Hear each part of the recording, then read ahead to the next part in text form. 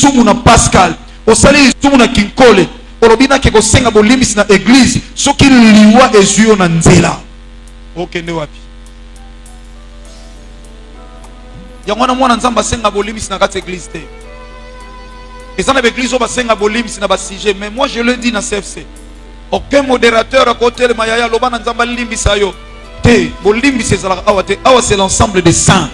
Basamba sembe bayangani batu oya va côté église atali momo inaye malam ndia pusani penepe na nzamba. Bayaka te na présence ya nzambe ndo komo senga bolimbisi na ndako atata te. Yango moni na buso arda Exode chapitre 3 dans nzamba bengi Moïse. Moïse t'a poussé à abine, arrête-toi. Longola bas sandal parce que c'est un lieu sacré. Longola no bas sandal pour koma ao. Donc tu ne peux pas arriver dans la présence de Dieu nakata masumu au sein de l'église. Jamais. Donc l'église c'est l'ensemble des personnes mises à part. Mais bien aimé dans le Seigneur, Yesu Masia Nazareth alinga botama. Na qualité ya sauveur, ayako sauver biso na sena mokili oyo. Parce que Adam péché na ye, et tikala ki péché ya libela. Dans l'église, il y a ces péchés-là qu'on appelle le péché adamique. Bien aimé, péché adamique. Et ça péché oyo, et si qu'elle répond à libella. Et ça péché oyo, outi na Adam. Et outi na Adam. Adam ayaki a péché. Mutu nyonso azobota mananzela ya mwasi. Azobota mananzela ya péché adamique. Et ça péché oyo yaya ezana logo musute pe kombo musute longola ango mutu nyonso abotami na nzela ya mwasi na mobali abotami na kati ya péché adamique. Eza lisumu euti na Adam.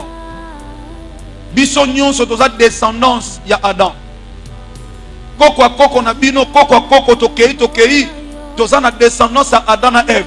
Onzamba ebisa ibango nde na sali bino na osala sumu tute. Multipliez-vous et remplissez la terre.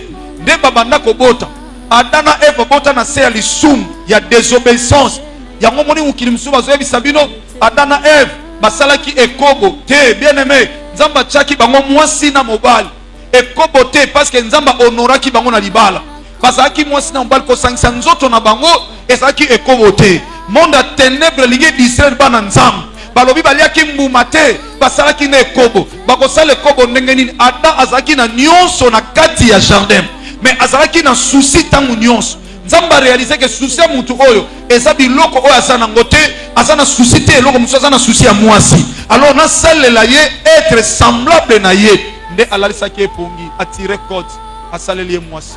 Bible lobi tangu Adam lamuki amoni mutu azoya semblable une aide semblable na ye